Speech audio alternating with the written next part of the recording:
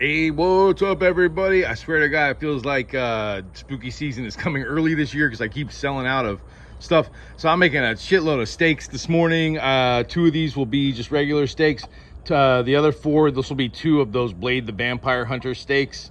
I've got a Joe staff that I'm just making for inventory. I've sold out of vampire bats, so I'm making a vampire bat. That's gonna, you know, because you got to have the puns in your shop, man.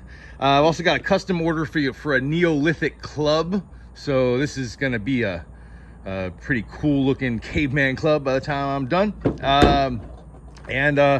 I need a hickory boken because I'm sold out of hickory boken. So I'm making hickory boken. And what we got going on in here? I got a Monkey King cudgel to finish up. Blah, blah. I've got the Vampire Hunter weapon. I'm gonna put the handle on that today with the leather wrap.